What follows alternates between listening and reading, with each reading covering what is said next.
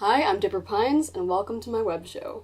Today, in the spirit of Halloween in October, I decided I would read some creepypastas from the internet. For those who don't know, creepypastas are first-person told ghost stories or just stories about something not quite being right. Before we start, I'd like to introduce myself. I'm Dipper Pines, I'm 18 years old, I live in Gravity Falls, Oregon with my sister Mabel, and I'm a bit of a paranormal investigator of sorts. Gravity Falls kind of brings some weird things. And I live with my two great uncles, Stan and Ford. Ford taught me pretty much everything I know, and I wouldn't be having this web show if it wasn't for him. Without further ado, let's begin. This one is called Lazy Saturday Night. Here I lay, all snuggled up in bed, warm and satisfied under the soft silk covers, watching some stupid documentary on TV I'd never heard of. I'd turn it over, but the gallon tub of cookie dough ice cream wouldn't let me use my hands for anything other than shoveling the frozen treat into my mouth. Nights like these are rare. It isn't often that everyone's out of the house but me, so I make sure to savor them. In fact, I wasn't expecting anyone back till morning. That's what made the sound of the door opening downstairs so alarming. Panic hits me like a steam train. I silently leap out from under the covers, spilling ice cream all over the pristine white carpet on the floor, and creak open the wardrobe next to the bed. I hear footsteps, heavy and indiscreet, like they want me to know they're here. I pant and pick up the spoon I had just been using to enjoy a relaxing night. The footsteps get louder. I force myself into the minuscule space remaining in the wardrobe, and close the door.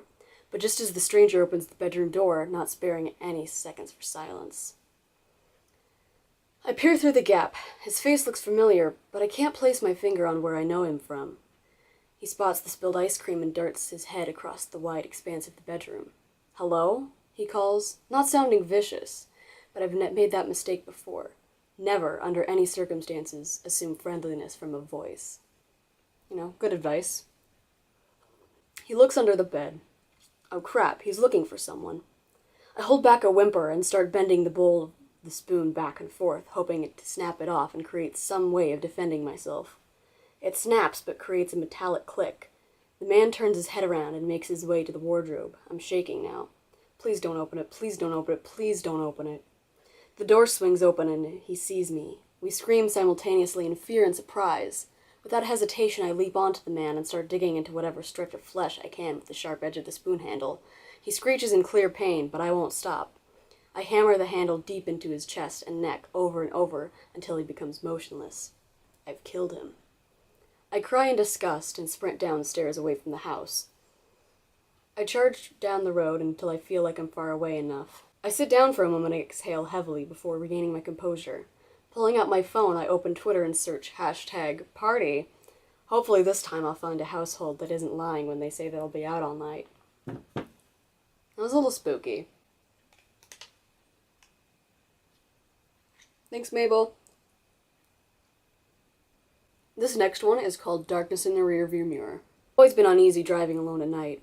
It was worse the first few times when I just gotten my license, but the nagging fear has never gone away to this day.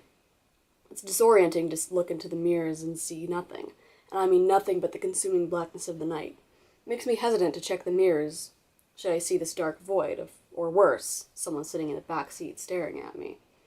In the summer of 2013, there was a lot going on for me in the summer of 2013. I found myself driving home on Highway 902 from a party.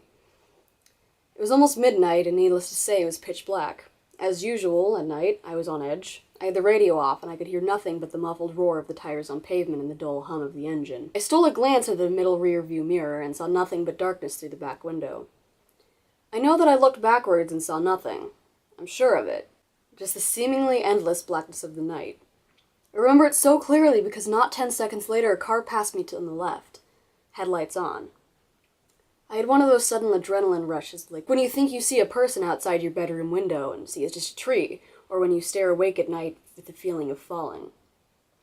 10 seconds earlier, nothing had been behind me. Suddenly, a car. I drove all the way home, shivering and knowing something was off.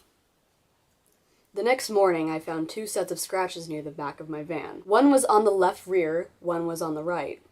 The car was pretty old. They could have been there for months, but that was the first time I distinctly remember seeing them.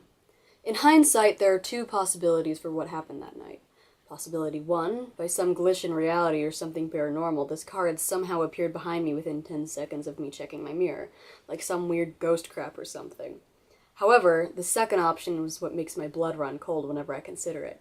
It didn't even occur to me until months after the fact, but it makes me dread driving alone at night even more. Possibility 2. The car was normal. It had approached me from the rear and passed me to my left. However, something large and wide and as black as the night had been clinging to the rear of my car, obscuring my view through the window and leaving deep scratches on the sides. And I had inadvertently driven it home with me. Okay, here's our last creepypasta, and it's called Father Figure. My father's footsteps ringing distant from the hall was my lullaby when I was younger. In the dead of night, when my back was turned to the door, I would hear the familiar padding of his white and gray socks colliding with the hardwood floor outside my bedroom.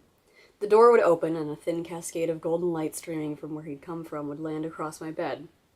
The sound of his footsteps would become softer now, muffled by the plush white carpeting settled along the ground. And upon my forehead his hand would gently push my bangs away, and his cold lips would press tenderly to my skin. He always had poor circulation, and hot summer evenings I spent holed up in my covers. It was rather nice to have his soft skin on mine, cold and forgiving. At times, I would turn my head to face him. My sleepy gaze would meet his, and in the darkness, his pearl teeth would shine in a warm smile, and I would smile in return. It was always a silent exchange when I awoke to one of his visits, usually ended by a wave of my hand and the fading of his loving grin. I couldn't understand why, at 14 years old, his nightly visits ceased. Upon asking my mother about this, she turned to me, gaze softened, and lips parted just enough to emit tender words. "Well," she stated softly, "as you get older, you see ghosts less and less." I'm gonna put a little bonus one in here. I found this while looking for creepypastas, and it's just too good and too scary to not read here. So you're with your honey and you're making out when the phone rings. You answer it, and the voice is, "What are you doing with my daughter?" You tell girl your girl, and she say, "My dad is dead." Then who is phone?